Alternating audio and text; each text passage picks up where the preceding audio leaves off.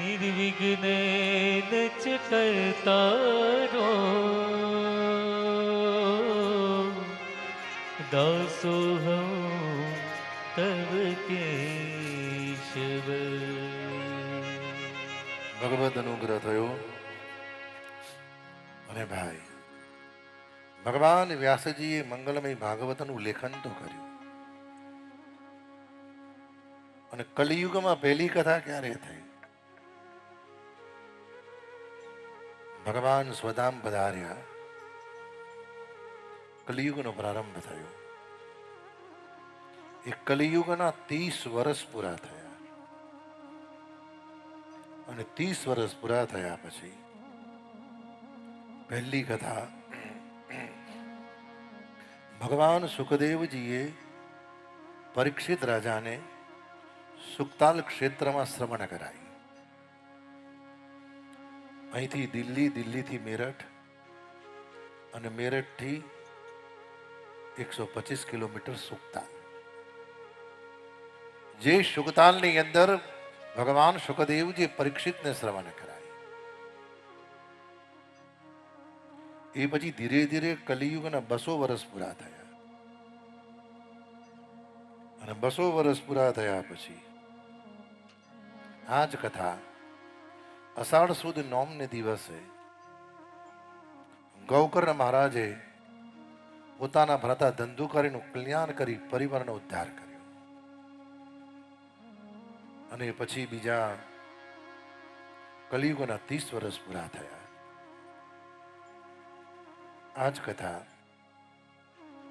નૈમિષારણ્ય નક્ષત્રમાં ભગવાન સુતજીએ સૌનકાદી મહાપુરુષોને શ્રવણ કરાઈ અને પછી ધીરે ધીરે ધીરે સ્વામી અખંડાનંદજી અને એ પછી આ જ ભાગવતની કથાને ઘટથી લઈ ઘરથી લઈ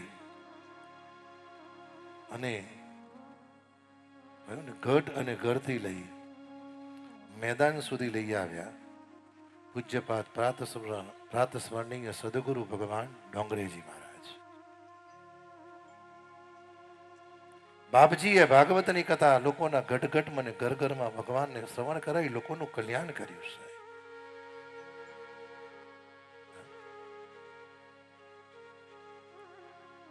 અને ત્યાં મહાત્મયને વંદન કર્યા અને શ્રીમદ ભાગવતનો પ્રથમ સ્કંદનો પ્રારંભ કર્યો છે. અને મહાત્મય એ હવેલીનું પગથિયું છે અને હવેલીના પગથિયે જઈએ ને તો સૌથી પહેલા ઠાકોરજીને દર્શન કરતા પહેલા પગથિયાને વંદન કરવા પડે. હવેલી બંધાવી દો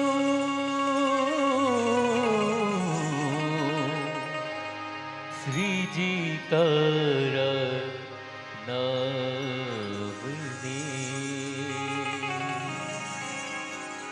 ધજાઓ ફરકાવી દો શ્રીજી તારા નામની હવેલી બંધાવી દો શ્રીજી તારા નામની ધજાઓ ફરકાવી દો શ્રીજી તારા નામની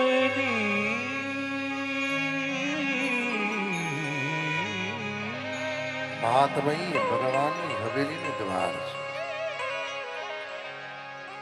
અને શ્રીમદ ભાગવતનો પ્રથમ સ્કંદ જેના 19 અધ્યાય છે અને વૈષ્ણવો દરેક સ્કંદનું અલગ અલગ નામ છે. વર્ષો પહેલા જે ફળિયામાં રહેતા હતા એનું નામ હતું,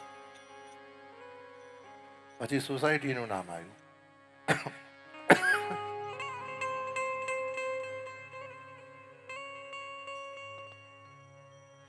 પછી ધીરે ધીરે ફાર્મ હાઉસના નામ આવ્યા. એમ જે દ્વાદશ સ્કંદ છે એ દ્વાદશ ભાગવતજીના 12 સ્કંદના અલગ અલગ નામ છે. ભાગવતનો પહેલો સ્કંદ એ અધિકાર લીલા છે. ભાગવતનો બીજો સ્કંદ એ જ્ઞાન લીલા છે. ભાગવતનો ત્રીજો સ્કંદ એ સર્ગ લીલા છે. ભાગવતનો ચોથો સ્કંદ એ વિસર્ગ લીલા છે. ભાગવતનો પંચમ સ્કંદ એ સ્થિતિ લીલા છે. ભાગવતનો છઠ્ઠો સ્કંદ એ પૃષ્ટિ લીલા છે.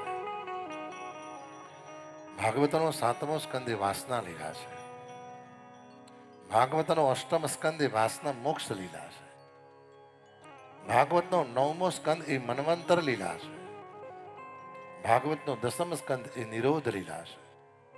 ભાગવતનો એકાદશ સ્કંદ એ ભગવાનનું મસ્તક છે.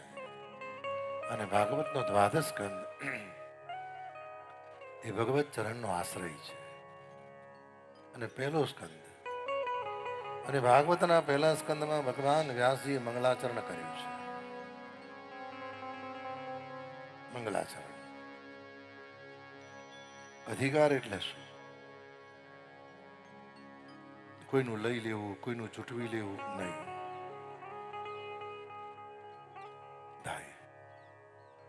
પુરુષાર્થ અને પ્રારંભ અંતર્ગત જીવનમાં જે મળે છે અને ભગવત પ્રસાદી સમજી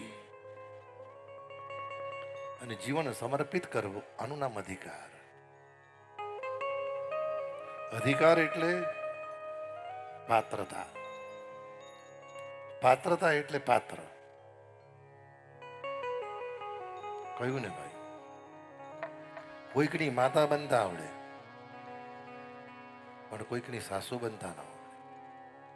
કદાચ કોઈકની દીકરી બનતા આવડે, કોઈકની પુત્રવધુ બનતા ન આવડે, પણ બંને બનતા થઈ જાય ને તો પરિવારની પારિવારિક તકલીફો ઘણી દૂર થઈ જાય છે.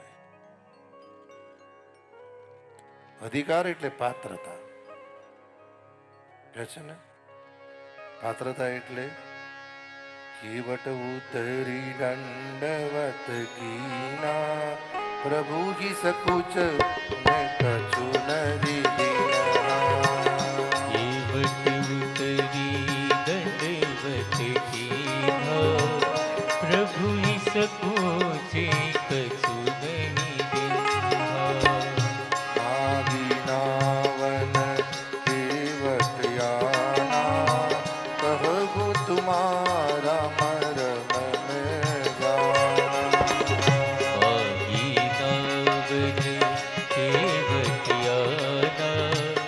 કહી તુમારે મરમ મેં જાના. એટલું જ નહીં, પ્રથમ સ્કંદથી લઈ દ્વાદશ સ્કંદ સુધી જેમાં ભગવાનનું એક એક અંગનું દર્શન છે. માટે તો વૈષ્ણવો શ્રીમદ ભાગવતને ભગવાનનું વાંગમય સ્વરૂપ કહે છે. આ કેવલ પુસ્તક નથી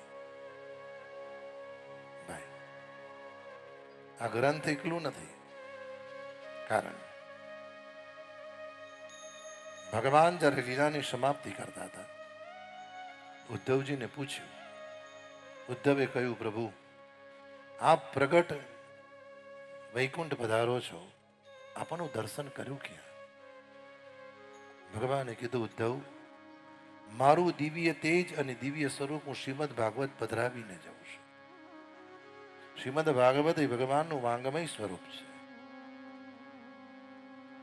અને ભાગવતનો પ્રથમ સ્કંદ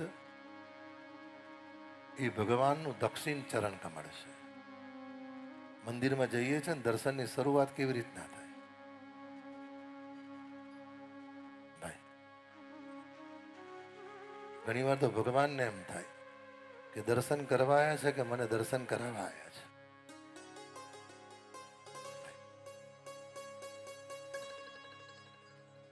પ્રથમ સ્કંદ ભગવાનનું દક્ષિણ ચરણ.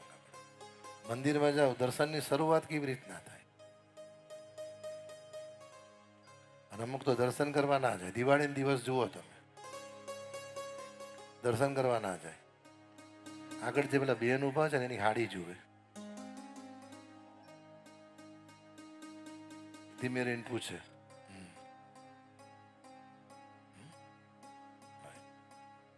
એટલું જ નહીં, ભગવાનના જેટલા અંગ છે એ દરેક અંગની પાછળ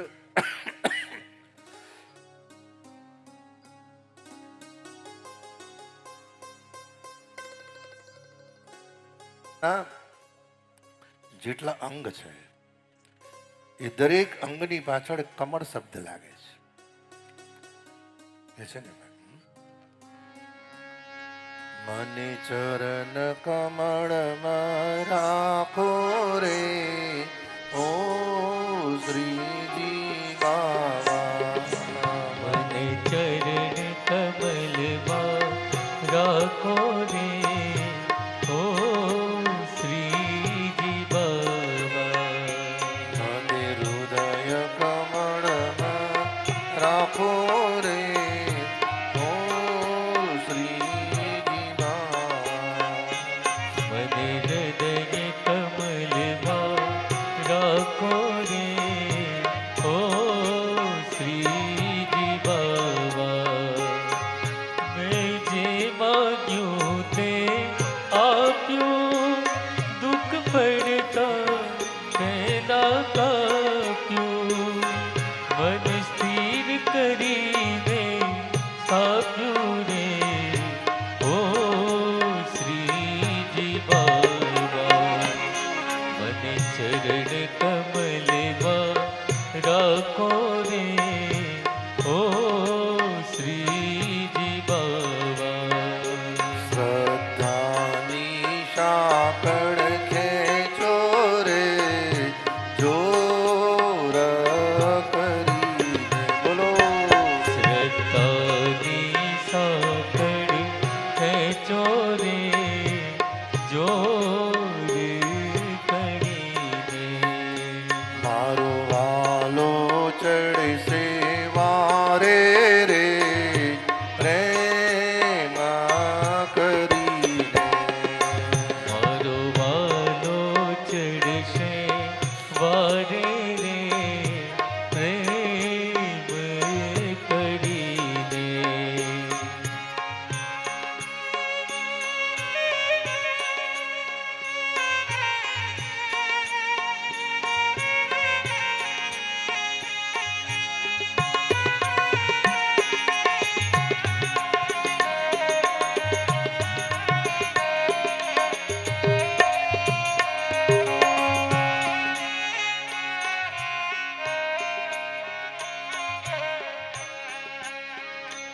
એક વાર ભાઈઓ બોલો, એક વાર બહેનો બોલો, મને ખબર પડે કોનો અવાજ મોટો છે. મને ખબર તો પડે, જેનો અવાજ મોટો હોય તો ખબર પડે કે ઘરમાં એનું જ ચાલે.